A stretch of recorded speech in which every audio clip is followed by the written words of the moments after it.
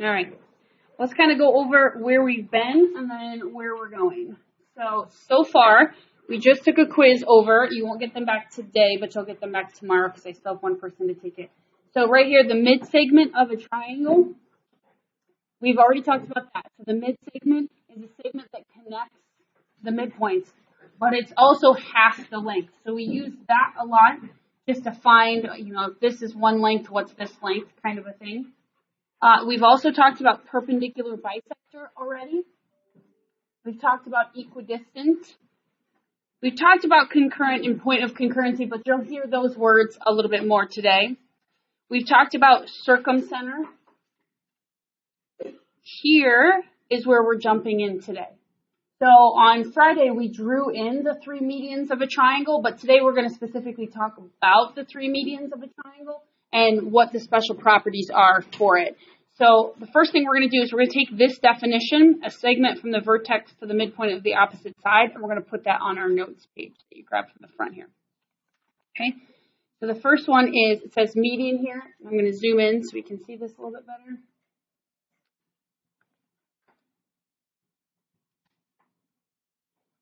So a median is a segment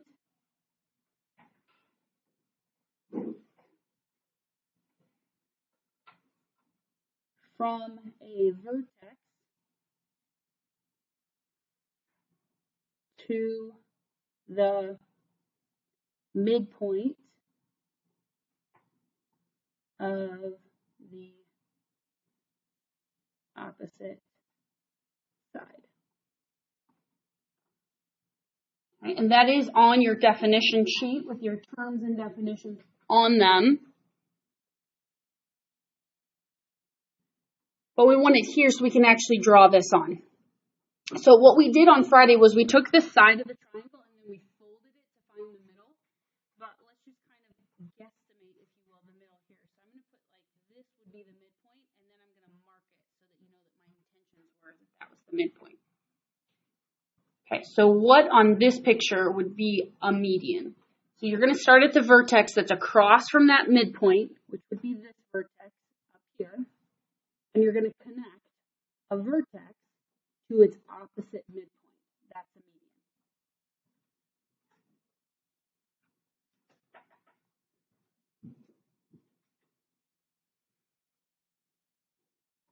Okay. Note to self, how is this segment that I just drew on here different from our perpendicular bisector?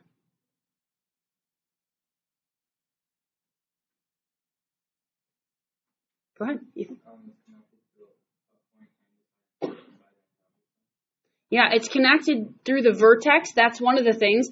What about just in its name? What's the difference between a median and a perpendicular bisector? The 90 degrees. It's not perpendicular. One of the things you're going to be asked to do on your homework is to determine the difference. They're going to tell you some criteria, and they're going to say, is this a perpendicular bisector? Is it a median, or is it an altitude? So altitude is the other one we're going to go over today. But the median is going to go from a vertex to a midpoint. The thing about a perpendicular bisector is a perpendicular bisector would go here. Eyes up, you need to see this. Would go here. So do you see how that would not go through a vertex? Okay, so it's going to go vertically here, and it's not going to hit a vertex. A median will always hit a vertex. So that's something to keep in mind. Now, could the median also be a perpendicular bisector? Yes. If the triangle was isosceles. If we had an isosceles triangle or an equilateral triangle, and I came from the vertex to the midpoint of the opposite side, it is possible that that line would also be perpendicular. That is possible, okay? But it doesn't have to be. So just a little key piece of information that you're going to need to know to kind of decipher from your on your homework problems. Okay. Okay. So what I did here is I just drew in one, but remember on Friday we drew in all three of them. Okay. So let's draw in another one. So let's say the midpoint of this side. Let's guesstimate that to be maybe about there.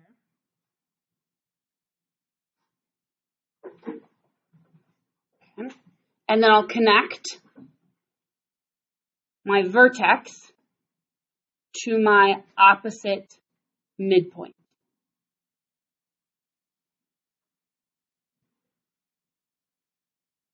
So vertex to the opposite midpoint.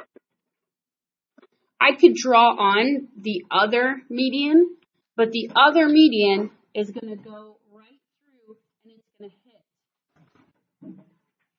that point as well. So my other median would come right through here as well.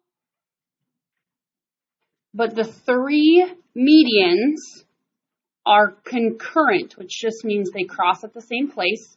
And the point of concurrency, this guy right here, that special point is the point of concurrency for the medians. This is my point of concurrency.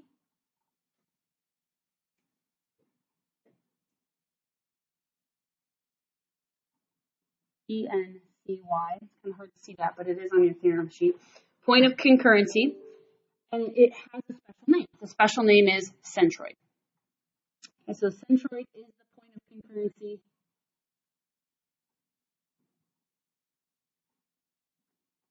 Let's see, I'll be able to see this one there. E-N-C-Y, currency for the median.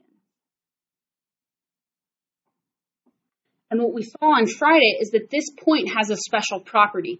This is the point, remember, we were trying to balance it on our pencil. Okay? That point of concurrency is the balancing point, okay, which is good to know. It's super important for construction's sake. So this is the balancing point, or the center of mass, the center of gravity. For the triangle. But mathematically, for us right now, there's not a whole lot that we can do with that other than to just know that it's the center of mass. So how would we find different lengths if we were going to do some constructions? This also has a kind of unique property that this point of concurrency breaks the median into a 1-to-2 ratio.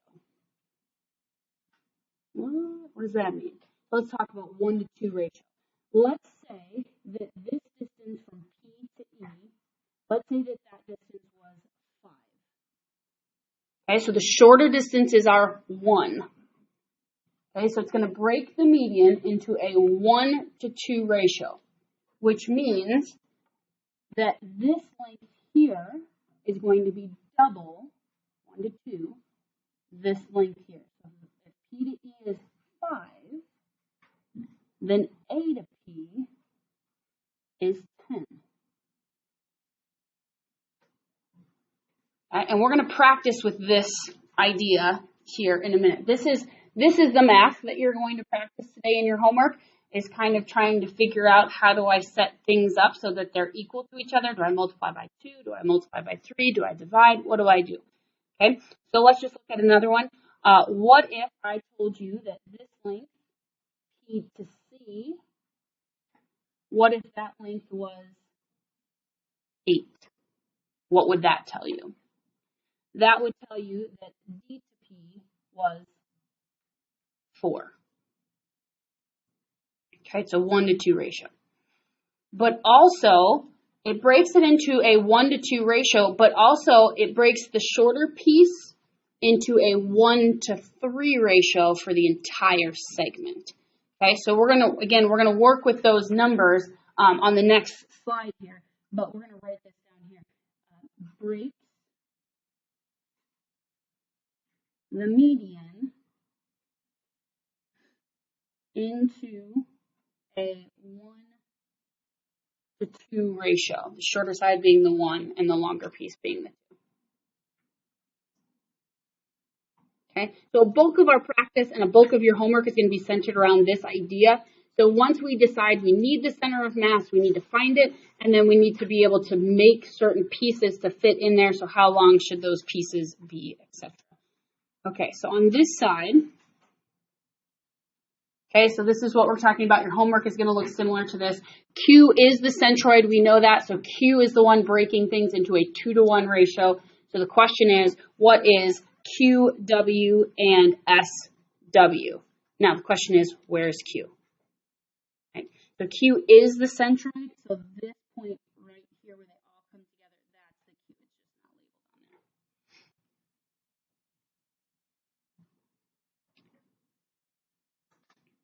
there. Okay, anybody shout out? What's QW? Thank you. 4. So if S to Q is 8, that's our 2. So Q to W would be the 1, so divide by 2. And then it asks for SW, which is the whole thing. So both of those together would be 12. So what I just want you to notice on this one is this shows you the 1 to 3 ratio between the shorter segment and the entire segment, the entire median. Okay, let's make it a little bit more interesting. Okay, let's start with this first one, LP. LP is 9. Okay, so immediately, you know LP is 9. What can you write down? Go ahead. NL is 18. Go ahead and write that down before you read any further. Because if they now ask you for NL, or if they ask you for NP, you've got both of those things ready to go. Okay, then the other one that they tell you is that MR, that whole thing right there, is 30. Right away, what can you tell me? Ethan? LM equals 20. Yes. Now, may not have jumped there right away. That is true. I may have gone right for LR is 10. Okay, so one of the things is when we get to a full length, okay, the full length, what we're going to have to do is divide by 3 to get it equal to the short piece. So that 30 divided by 3 is going to equal our LR. Okay, so LR is 10, and Ethan's exactly right. LM would be 20 then. Okay, what you're going to want to do, okay, especially when you're given that 30, you're going to want to say 15, because 15 is half, right? Because we just did a whole bunch of divide by 2s, divide by 2s, divide by 2s.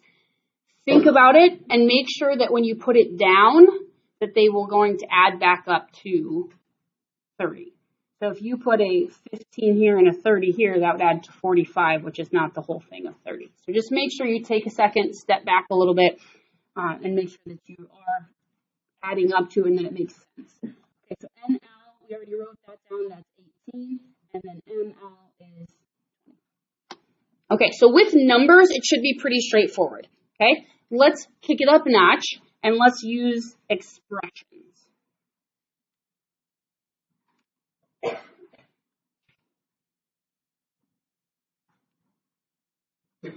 Okay, so this is where we need to spend a bulk of our time trying to figure out what are we going to multiply by, because the two segments they give you are not equal.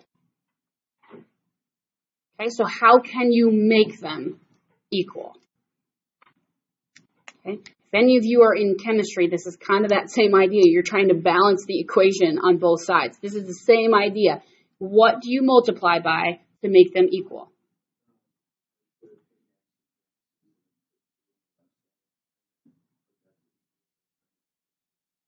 Okay, so we're going to go 8x, and then we're thinking that times 2 would be equal to 9x plus 6. Let's check and see.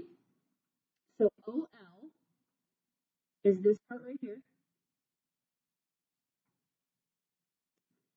And OQ is this part right here. Okay. So this is one of the more difficult ones.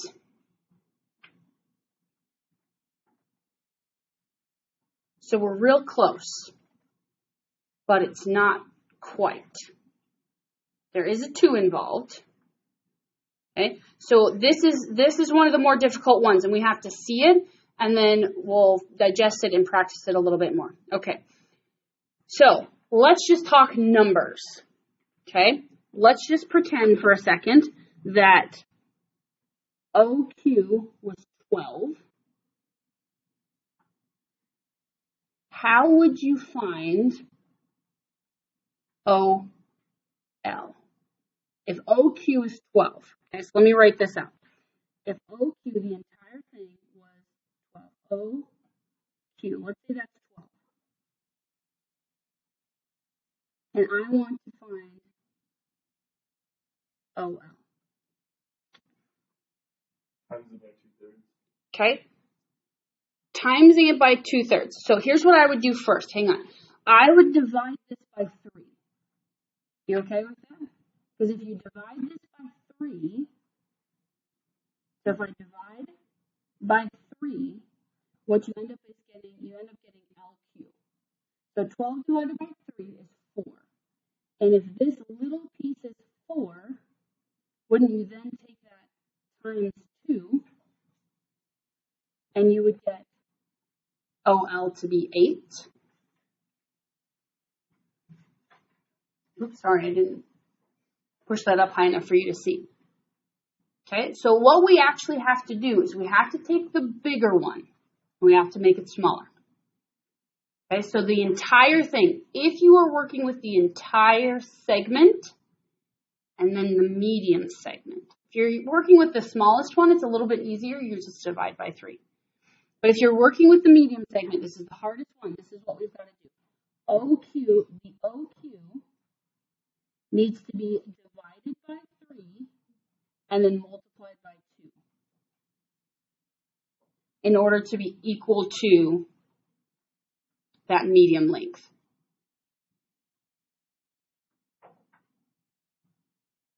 How do I do that? Okay, well, let's talk about this. 8x is going to stay the same.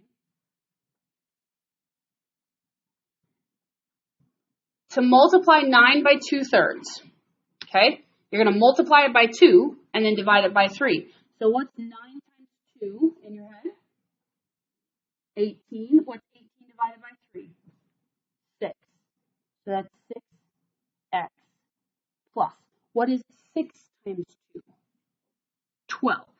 12 divided by 3 is 4. Now, if you're not comfortable with that, just grab your calculator and do exactly what we just said, but in the calculator. So we would go 9 times 2 divided by 3.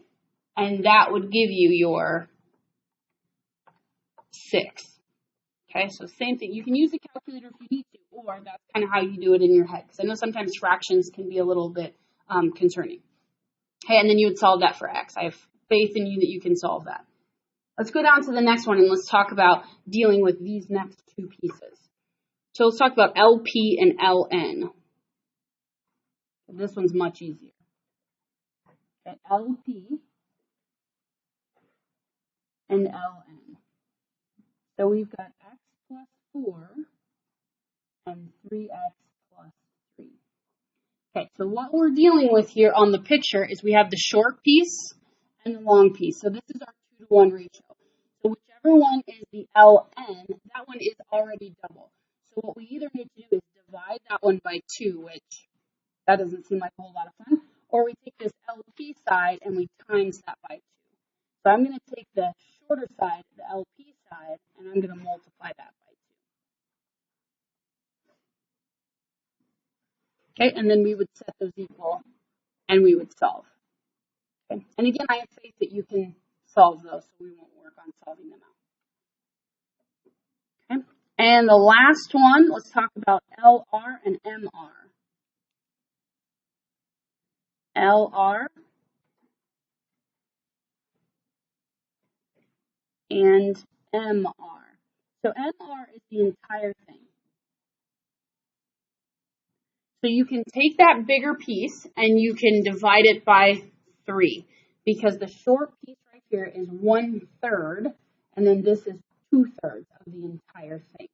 So you can take that big long piece and you can divide it by 3, which actually wouldn't be terrible because these numbers are both divisible by 3.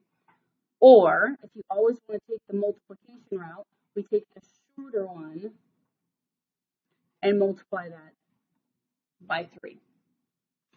So So those are three different situations. Come back to this piece of paper when you're doing your homework if you're not sure how to relate the small one to the medium one, the small one to the big one, or the medium one to the entire one. So this is one of each. You can come back and use this when you're doing your actual homework. Okay, that was the bulk of it. So there's one more thing we need to talk about, and it has a special name. It's called an altitude. The altitude itself is super duper important. Okay, so again, you can go back to this sheet here. We've now talked about the median. We've now talked about the centroid, and we're down to the altitude. So we can take that definition right there. Or you can just say you start at a vertex and you go perpendicular to the opposite side. Okay, that's basically what that says. Okay, so I'm going to go from a vertex perpendicular to the opposite side. That's what I'm going to write down. It's a little bit shorter definition.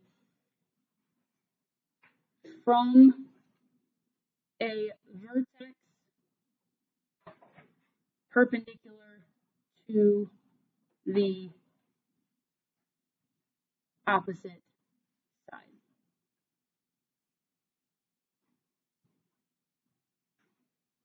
Okay. Why is this particular segment so super uber duper important? The reason is this is the height of a triangle. Why is that important? Because the area of a triangle is 1/2 base times height. So you need to know the height to find the area of a triangle. Okay? So where is the height on each one of these pictures? Because it's a little bit different for each one. Okay, let's do the easiest one from the acute triangle. This is an acute scalene triangle. So I'm going to take from my vertex, and you are going to go perpendicular to the opposite side, which most people would say you go straight down. Okay, well, all lines are straight. So we're actually going perpendicular is what you mean when you say that. But we're going to go vertically because I was super nice and made that horizontal. So that's perpendicular. Okay, now if I wanted to throw in a second altitude, because remember there's 3 in each triangle. There's 3 altitudes, there's 3 medians, there's 3 perpendicular bisectors, 3 angle bisectors. If I wanted to throw in another one, let's start at this vertex and go perpendicular to the other side. So what you're looking to do is you're looking to go 90 degrees from this side.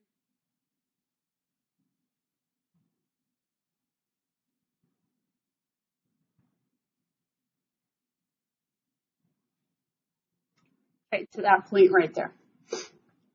That point has a special name, just like all the other ones. What's its special name? Orthocenter. Orthocenter is the point of concurrency for the altitudes, and its special property is absolutely nothing. There's nothing special about it, except for its name is the orthocenter.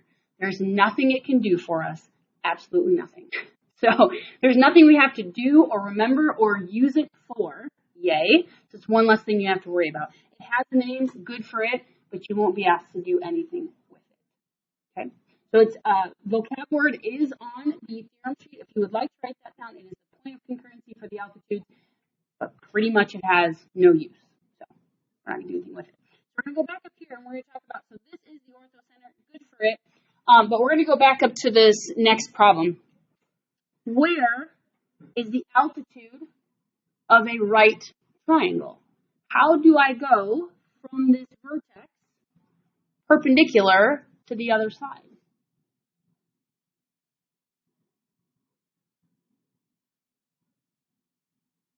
Is it just this line? It sure is. So when you're doing a right triangle and you do base times height divided by 2, the height is actually that side of the triangle. So this would actually be the height or the altitude right along the side there of that triangle. Okay. And then the third one, how do I go perpendicular from that vertex? It's not going to be inside the triangle. It's going to be outside the triangle. So what happens is we kind of extend this side and we drop down perpendicular to that extension. Okay, so I'm going to start here at the vertex and go vertically straight down.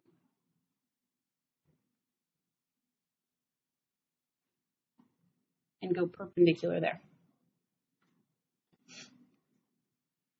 Okay. If nothing else, I want to make two things very, very, very clear, because this is going to help on your homework. Number one, first thing I want you to notice is that, number one, if you put a median properties, so median goes to the midpoint, and you also give it an altitude properties, which is perpendicular, what do you get? Okay, so if you go through a midpoint and it's perpendicular, those two properties together are the same properties as a perpendicular bisector. Okay, so I want to make it very clear that in order to have a perpendicular bisector, you need two things to happen.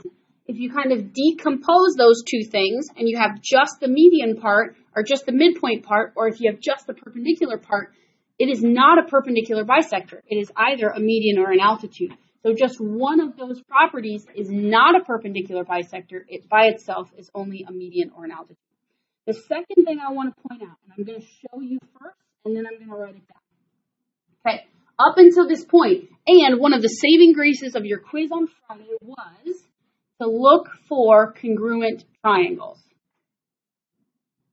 When I drew this on here, when I drew on this altitude, did I make congruent triangles? Are the two triangles here and here congruent to each other? No. Let me flip over to the median side. When I had this, that one is only because it's a special triangle. We had kind of this picture here. When I draw in this median, does that make two congruent triangles? No. So the second thing I need you to understand is that when you're looking at altitudes and medians, those do not create congruent triangles like we had with the other two. Okay? So these two, medians and altitudes,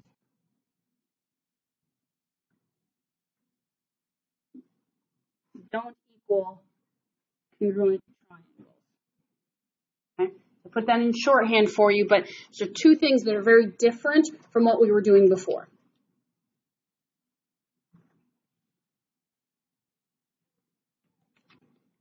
Okay, so let me pop up the homework assignment sheet here. We are on page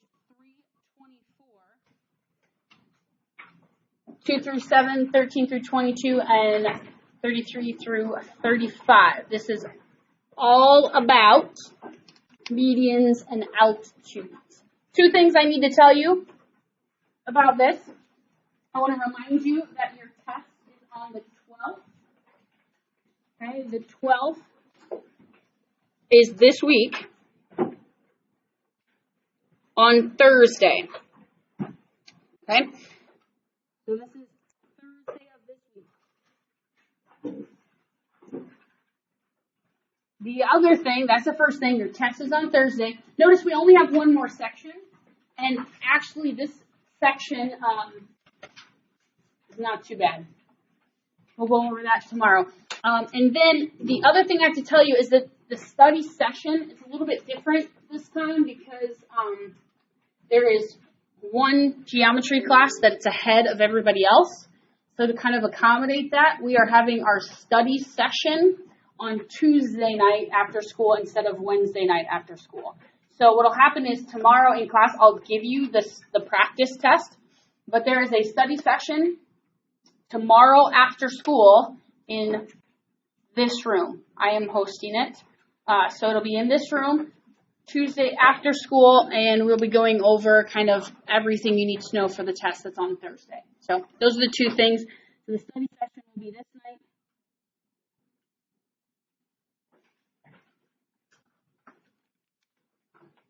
right after school, this room. That is all.